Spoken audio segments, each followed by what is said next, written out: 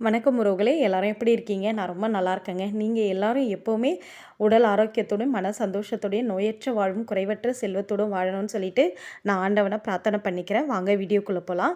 இது பார்த்தீங்கன்னா, நான் ஒவ்வொரு மாதமும் வரக்கூடிய பௌர்ணமி தினத்தில நம்ம வீட்ல வந்து மகாலட்சுமி தாயாருக்கு பூஜை பண்ணுவாங்க. காலையில பிரம்ம முகூர்த்தம் அப்படின்னு சொல்லக்கூடிய 4 மணி டூ 5:30 மணிக்குள்ள என்னால முடியும்போது செஞ்சுருவேன். அப்படி இல்லைன்னா 6 டூ 7க்குள்ள நான் செய்வேன். ரொம்ப பெருசா செய்வேனா காலையிலன்னு பார்த்தீங்கன்னா, சிம்பிளா ஒரு குங்கும அர்ச்சனை செஞ்சாலே போதுங்க. ஏன்னா காலையில நமக்கு வந்து வேலைகள் நிறைய இருக்கும். வீட்ல வந்து அவங்கள ஆஃபீஸ்க்கு அனுப்புறது, குழந்தைங்கள ஸ்கூலுக்கு அனுப்புறது, காலேஜ்க்கு அனுப்புறது இந்த மாதிரி இருக்கும். எனக்குமே அந்த மாதிரி தான். அதனால காலையில நான் எவ்வளோ சிம்பிளா முடியுதோ அவ்வளோ சிம்பிளா நான் முடிச்சுக்குவேன். நைவேத்தியம்னு பார்த்தீங்கன்னா, ஒரு பால் வச்சாலும் போதும். இல்லைன்னா 2 வாழைப்பழம், வெத்தலை பாக்கு வச்சு நான் வந்து காலையில அந்த பௌர்ணமி பூஜையை முடிச்சுட்டு அதுக்கப்புறம் ஈவினிங் அதாவது மாலை நேரத்தில லக்ஷ்மி குபேரர் பூஜை பண்ணுறது வழக்கங்க. ஒவ்வொரு வியாழக்கிழமை பண்ணுறது ரொம்பவே சிறப்பு. அப்படி நம்மளால் ஒவ்வொரு வியாழக்கிழமையும் பண்ண முடியல அப்படின்னா பௌர்ணமி தினங்களில் பண்ணுறது ரொம்ப ரொம்ப நல்லதுங்க வீட்டுக்கு. இது வந்து ஒரு பச்சை நிற துணி வச்சு கீழே பச்சை நிறம் தான் லக்ஷ்மி குபேரருக்குரிய நிறம். இது நீங்கள் வந்து அந்த ஆலயத்துக்கு போனீங்கன்னா பார்க்கலாம். ஃபுல்லாகவே பச்சை நிறத்தில் தான் இருப்பார்.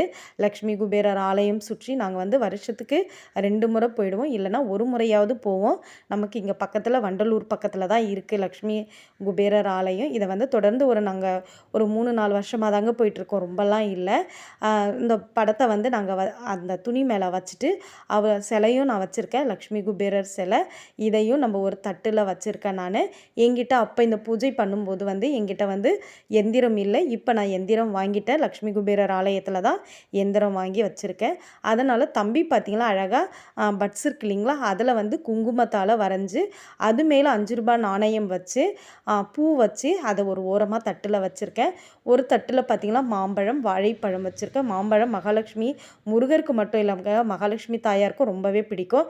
எப்பவும் போல் நான் வந்து மஞ்சள் பிள்ளையார் ஒவ்வொரு பூஜைக்கும் மெயின் அவர் தானே, அவரை வச்சுட்டு குலதெய்வ சொம்பு என்னுடைய குலதெய்வத்தை நினச்சி நான் வந்து சொம்பில் தண்ணீர், பன்னீர், மஞ்சள், கஸ்தூரி மஞ்சள் இதெல்லாம் கலந்து பச்சை கற்பூரம்லாம் கலந்து ஒரு சொம்பில் வச்சு பூ வச்சுருக்கேன். குத்து விளக்கு ஏற்றி என்னுடைய பூஜையை நான் வந்து ஆரம்பித்து வச்சுருக்கேங்க.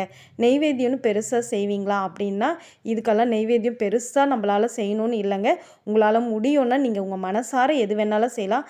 நான் வந்து கல்கண்டு சாதம், பால் பாயாசம், பால் இல்லை அவல் பாயாசம், அப்படி இல்லை எனக்கு ரொம்ப செய்ய முடியல, எங்கேயாவது வெளியில் போகணும் அப்படின்னு நினச்சா நான் வந்து அவலும் நாட்டு சர்க்கரையும் கலந்து வச்சு பூஜை பண்ணிவிடுவேன்.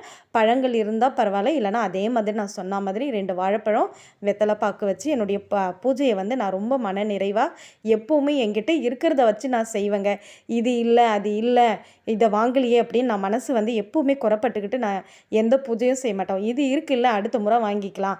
ஒருவேளை நான் வந்து வெத்தலை பாக்கே இல்லை, வாழைப்பழமே இல்லை, மறந்துட்டேனாலும் நான் அதை பற்றி கவலையே பட மாட்டேங்க. வீட்டில் இருக்கிற 2 பேரிச்சம்பழம் வைப்பேன், கற்கண்டு வைப்பேன், திராட்சை வைப்பேன், முந்திரி, பாதாம் எது நம்ம வீட்டில் இருக்கோ. எதுவுமே இல்லை அப்படின்னா உடச்ச கடலை ஒரு கைப்பிடி வச்சு கூட நான் எல்லா பூஜையுமே மன நிறைவோடு செஞ்சுக்குவேங்க எப்போவுமே. அதே மாதிரி நீங்கள் கூட பழகிக்கிங்க, ரொம்ப நல்லது. பூஜை அறையிலையும் நான் வந்து அழகாக எப்பவும் போல் சுத்தப்படுத்தி இவங்களுக்குமே கோலம்லாம் போட்டு விட்டுருக்கேன் பாருங்கள்.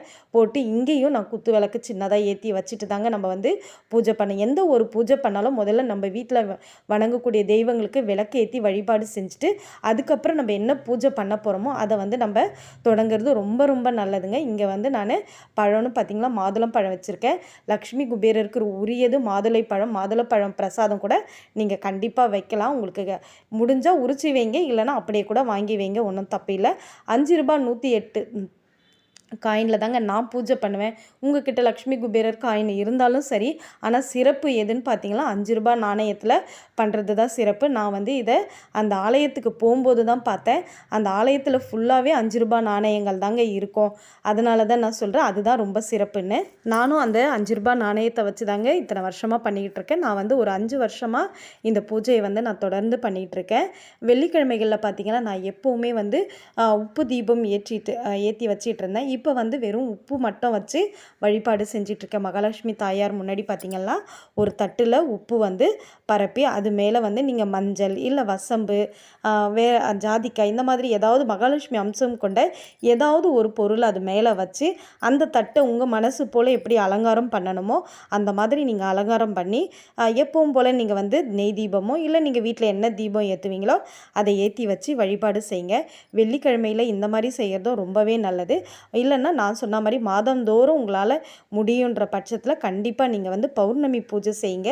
வருஷத்தில் ஒரு முறை, அதாவது எல்லாருமே இப்போ செஞ்சுக்கிட்டு தான் இருக்கோம். நம்ம தீபாவளி அப்போ லக்ஷ்மி பூஜை பண்ணுவோம் இல்லைங்களா, அதே மாதிரி தீபாவளிக்கு 3 நாளைக்கு முன்னாடி தன்தேராஸ் பூஜை பண்ணுறது ரொம்ப ரொம்ப நல்லதுங்க.